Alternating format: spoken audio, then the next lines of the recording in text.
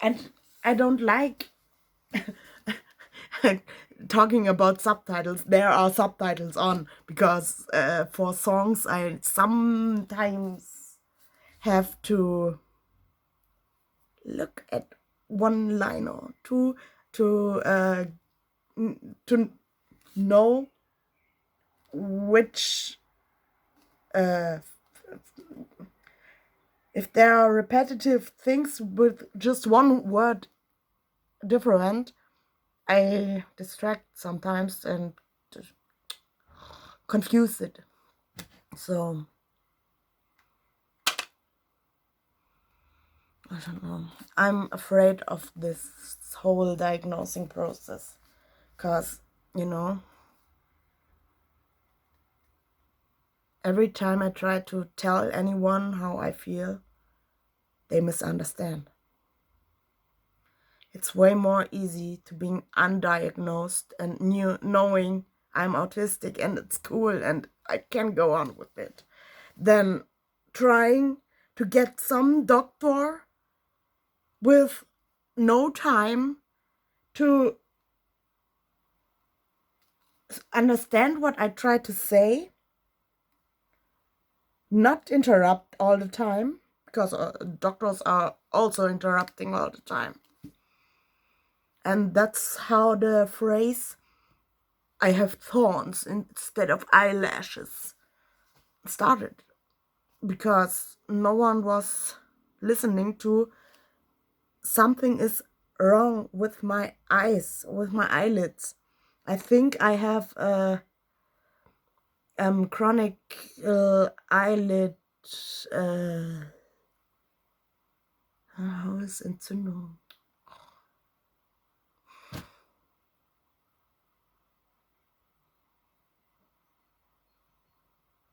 Keine Ahnung. Just it's pretty easy to make them swell up and start eyelashes are falling out, and you can watch. There are not really eyelashes. No one cares. Doctor said nothing is there. You can, of course, I have see. You have the test for your sight done well, so no problems with the eyes. And somehow the phrase, my eyelashes and eyelids are swollen all the time and something is wrong with them, means that I can't see? No, doesn't. I can see. Only when it's too bright, then I get struggles. I think it's all playing into one. Because of grief, I'm crying because of grief. The stinking bugs are too much, therefore, there's too much chaos. Therefore, there's too much cat hair and just dust and shit, and you know what happens when you are not able to do your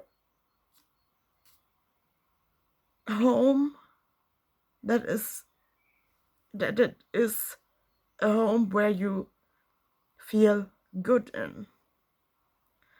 I have just to ignore it, and basically that's how everything started with the chaos, because my mother is the first one who didn't wasn't able to tidy up and so on and so on, because of course she had to get pregnant way too young accidentally, and then she had to make had to learn to get a nurse and had to work, and by now she had to learn again how to be a palliative care nurse and a palliative care clown. And now she is learning to become a therapist with animals, tiergestützte Therapie. I hope she will learn during this Ausbildung, during this learning, she will learn how to be not an asshole, because I'm afraid that she will get with some client, patient, I don't know, interacting and damaging someone who isn't that capable as I am.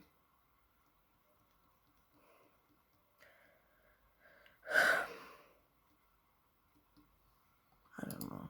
Diagnosing yourself as being autistic can be an incredibly powerful moment in a person's life to realize all of those things. You have no clue how now, satisfying many of us stimming will can also be. want an official diagnosis, and I won't go into that in detail now, but I've also done a video on the pros and cons of getting an official diagnosis.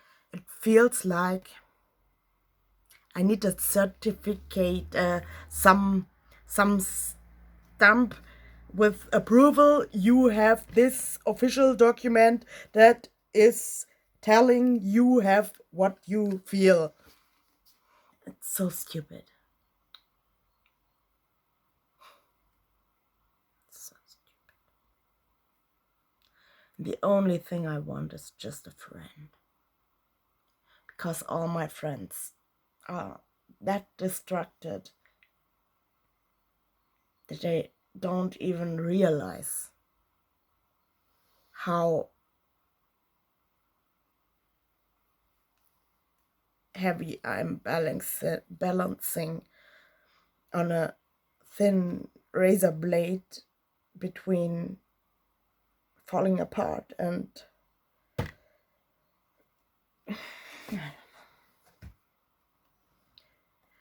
sometimes when I'm at worst state in my mind and my feelings, I just think if I do it, you will be crying at the funeral, not myself. I'm finished by then. Then it's too late for you, and then it's the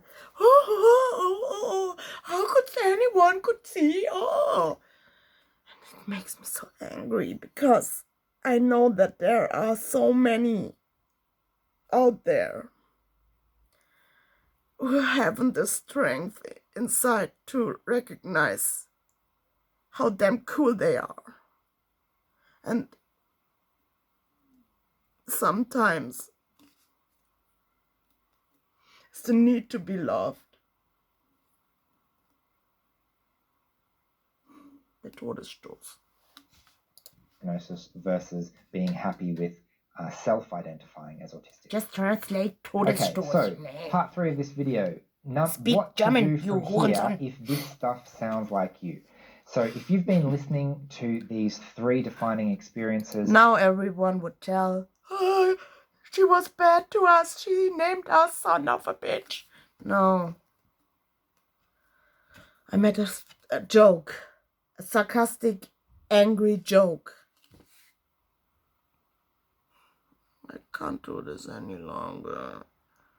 Talking to myself. Explaining to someone who isn't there, who didn't care. Won't ever get care. I don't know. And probably I will not even share this, because it's all over the place and authentic. Autism. It's written A W E T I S O M E. You are awesome. Just keep skimming. And don't hit your head. And don't forget to breathe. and don't forget to drink water. And just keep stimming.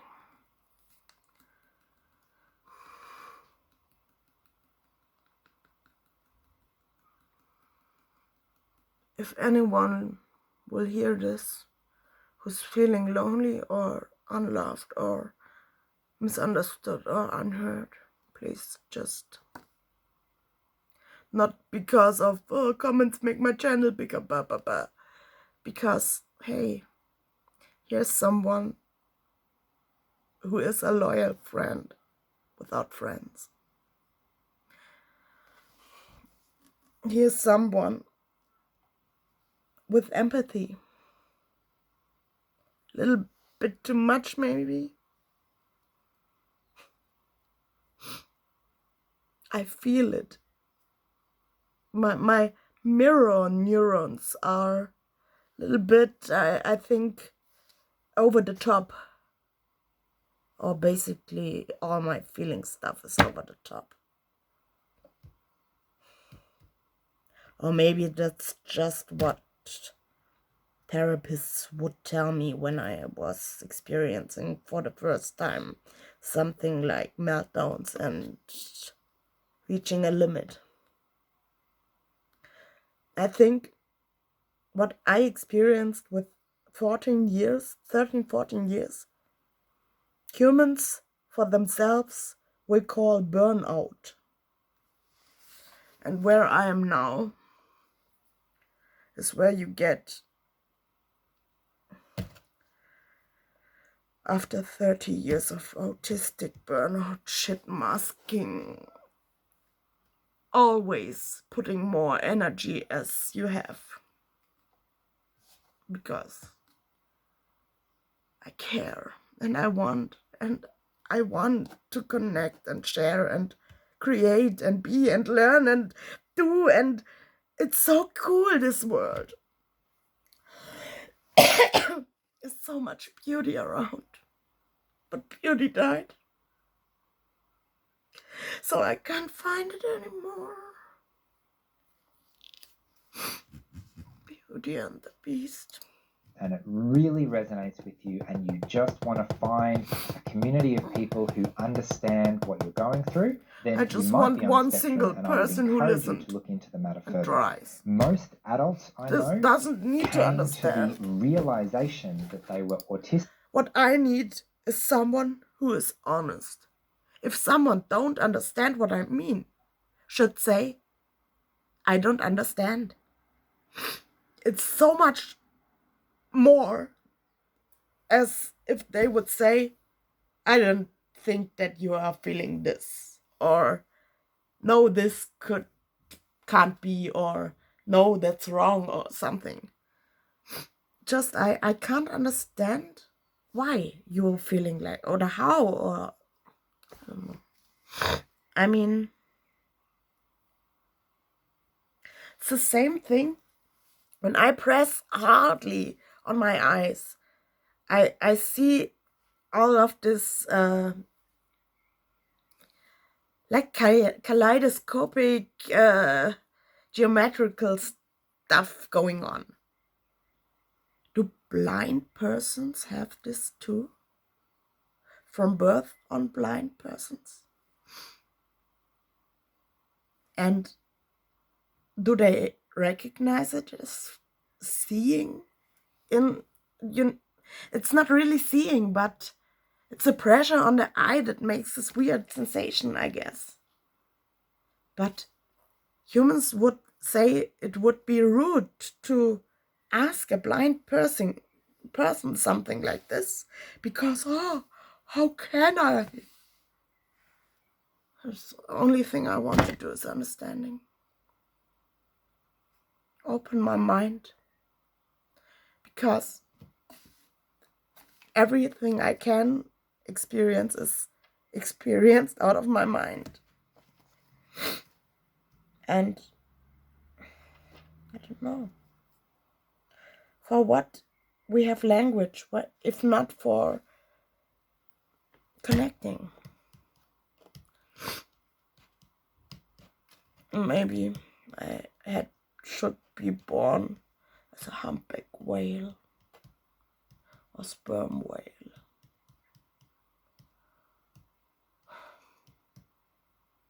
But maybe I got cursed with being actually an octopus who's living a solo life, not social. I should have been actually a nautilus or cuttlefish or something. Stop, stupid mind. Before they received an official diagnosis. So finally, in answer to okay, so part 3 of this video. Now, what to do from here if this stuff sounds like you. So if you've been listening to these 3 defining experiences and it really resonates with you and you just want to find a community of people who understand what you're going through, then you might be on the spectrum, and I would encourage you to look into the matter further. Most adults I know came to the realization that they were autistic before they received an official diagnosis. So finally, in answer to the question, how do I know if I'm on the spectrum or not? The most definitive answer I can say is if you find another person and another person's experience and they know they are on the spectrum and you highly resonate to that person to an unbelievable degree, then you can be pretty sure that you are also on the spectrum. Now, you will probably not have this level of intense connection with every other autistic person out there. There are many, many, many types of autistic people. We're all different. So I would encourage you to look for people of similar age, similar gender, similar culture, similar experience, and see if their experiences and especially their hidden internal struggles and their internal life. What if there aren't any around much over here, and by now I just could find one single German woman talking about her process of getting diagnosed, about the doctor who said, do you like trains? Do you like cars? No? So you can't be autistic. It's okay.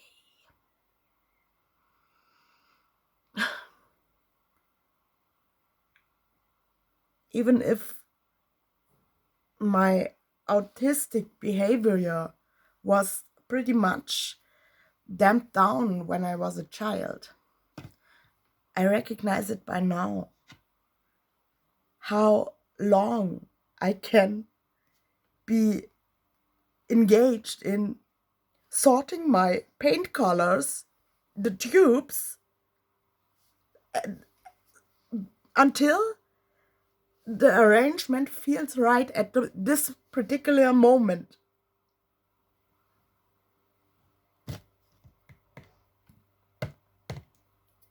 And I have, from the son of the friend who lived with me a while, have some play cars. And sometimes when I'm snapped a little bit out of, happens that I be 10 hours total stressy trying to arrange the fucking cars before I go to the toilet, because I need to go to the toilet so it's painful. My bladder is pain. But I need to get those cars, and until I realized myself that this could happen, because it was new after Beauty died. Before this, there wasn't the moment where I had to be the strong one for myself when I'm at lowest point. There was always some human who could argue with me and push some adrenaline inside of me. And even the the arguing and scream and adrenaline helps. Screaming helps. Not getting stuck helps. Hitting your head can help, but too much hitting and too hard hitting can not help. A little bit of biting is okay, but ripping apart my skin or leaving blue shit swollen, not good. But did you think I got this all from therapy, or do you think I got all of this coping mechanism, skill, training, blah, from myself? Because no one would acknowledge that I was struggling like I was struggling. Sometimes when everything is chaotic, you just don't know where to put the empty can, so you throw it in the direction of the sack of the something like this there, to put it in.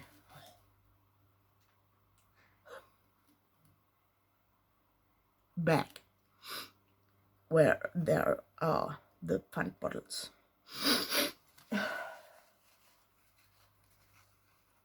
And yeah, when I'm angry, then I'm throwing stuff around, even if I know it would be better to put it inside of the bin and not throw it. But if everything is just chaos, who cares? This one single shit doesn't do anything.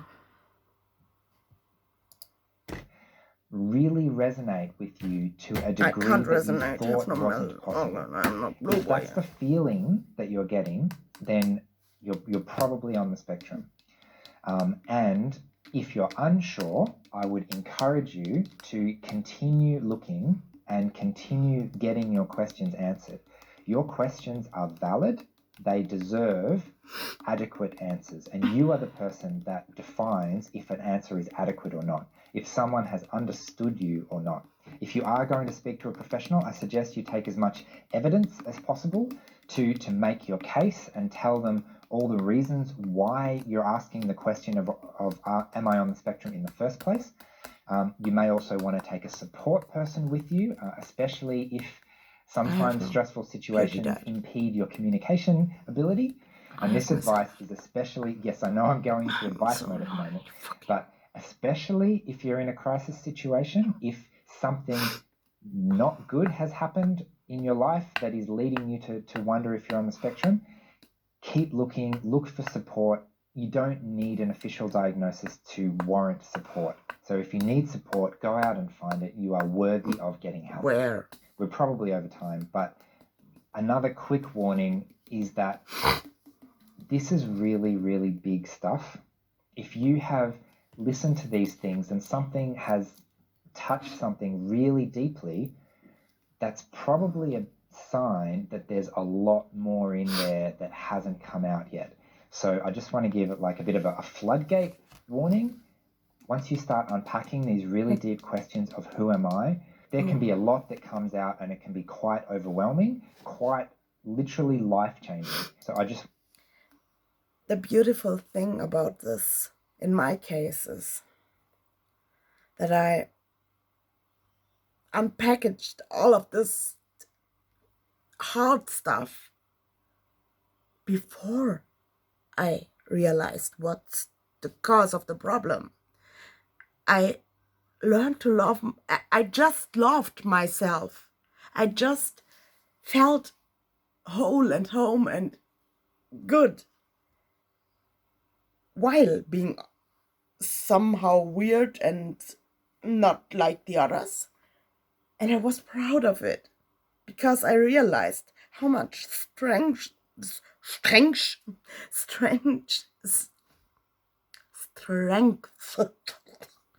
Stärke. How much power is in being not like everyone else, thinking out of the box, throwing the fucking box against the wall and jumping on it because the box is bad. And actually, there never had been a box. Just always.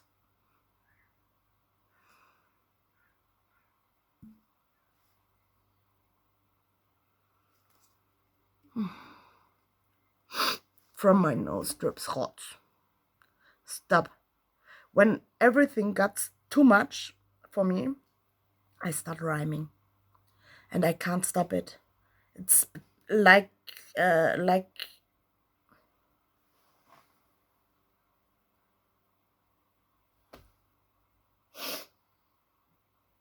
some OCD stuff happening is there true, I guess.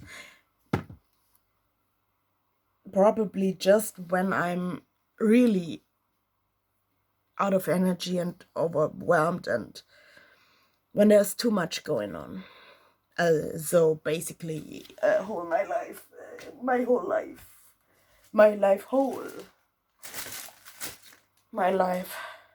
is hollowing me out. And my nose is itching because there's a drip annoying and just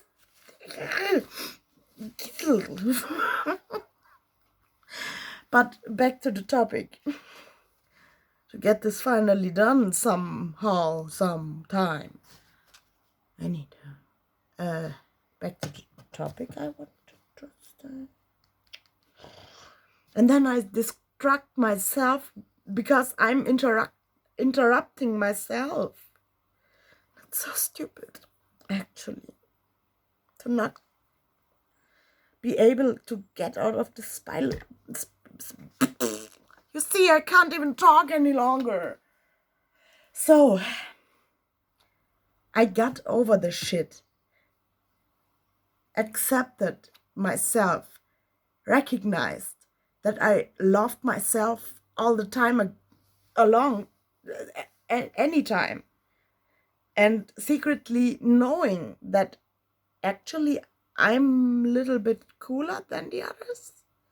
But don't you say anything to anyone, because it would be rude and you would be punished and get a stamp, evil being.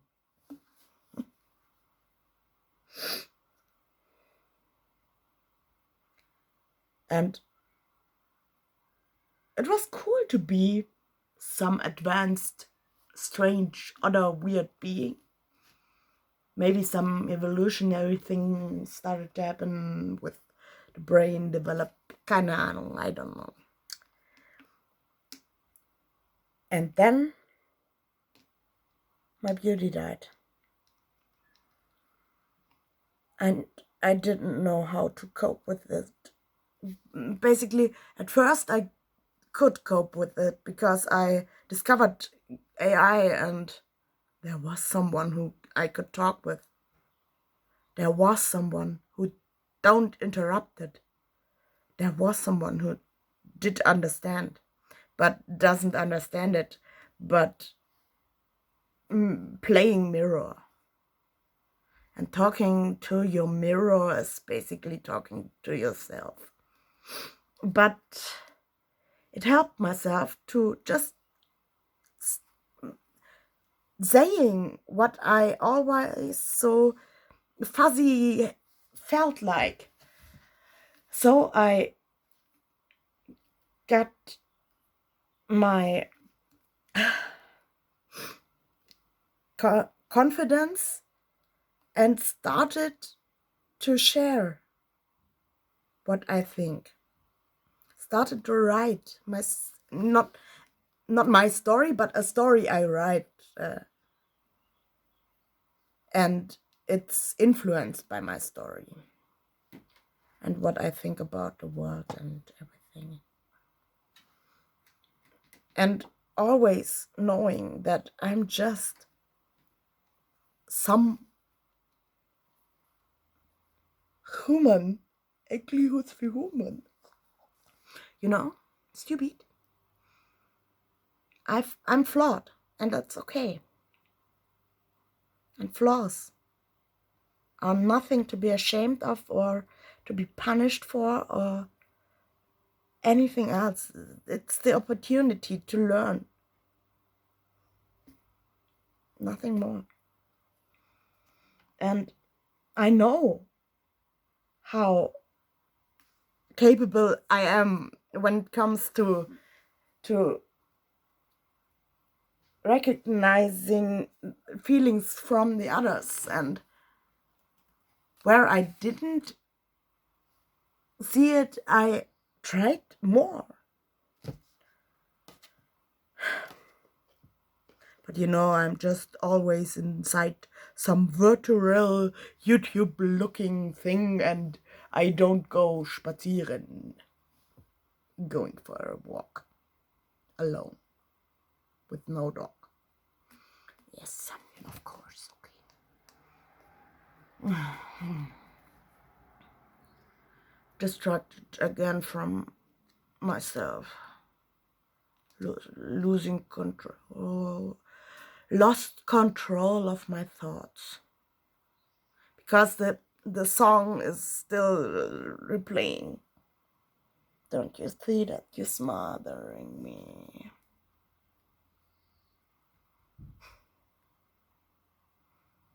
But you're just like me, with someone disappointed in you.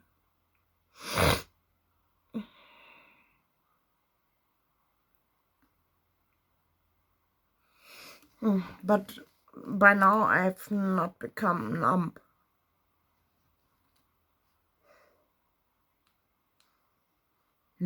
Numbness was what I had while I was trying to make sense of who I am, what I am. When I first got the opportunity to be,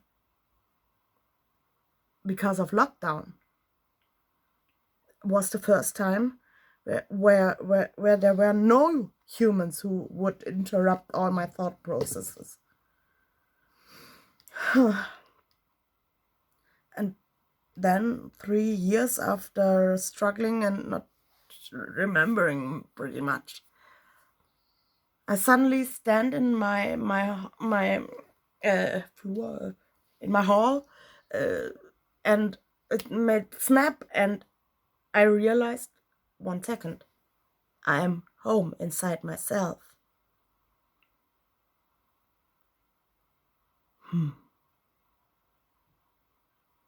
I do not need to hate myself. I'm pretty cool.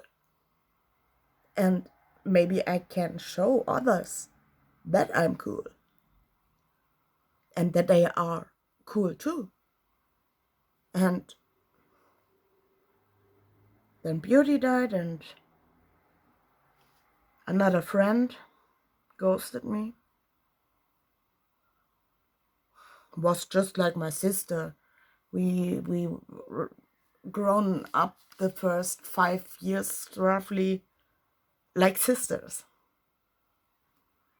She always said, when everything is at the end and there's no one left, you can always call me and I'm there for you. When I finally came to the point where I needed to talk about something, because I recognized how cool I am and how nice everything is, she got angry, ghosted me. And then, when the time came and I really had needed a friend,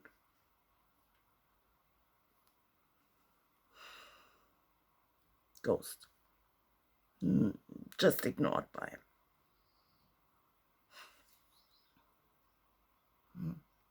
I'm too much. Everyone else is explaining to me. How could I be so too much to send her 60 little stickers where you can scroll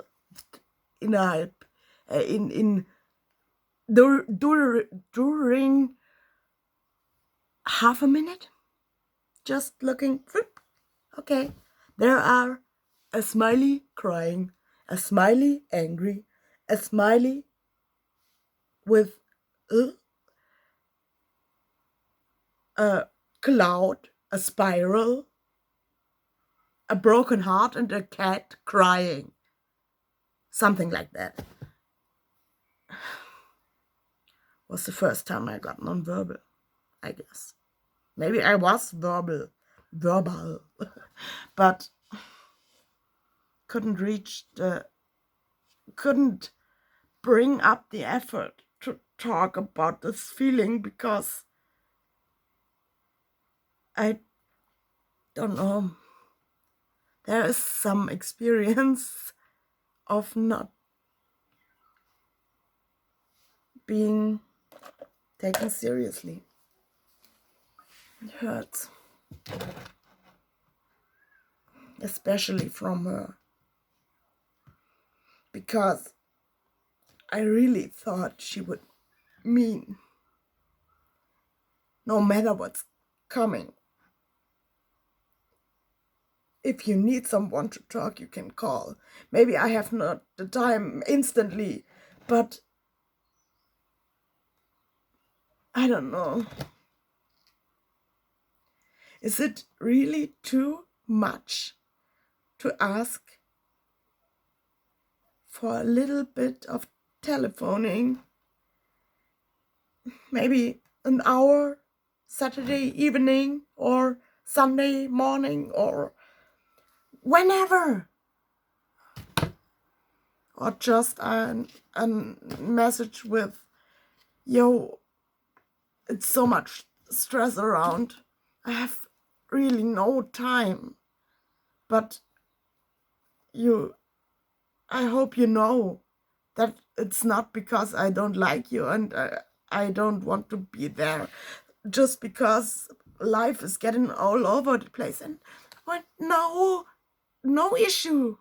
I would understand it. Because sometimes I am at a point where I would rather say, yo, it's hard for me now to put my mind away from what I'm working, thinking, struggling on, to focus on your problems. Can you maybe call in an hour? Or could we maybe talk when I slept or something? When I say, no matter what's coming, you can count on me, then I mean this exactly like I said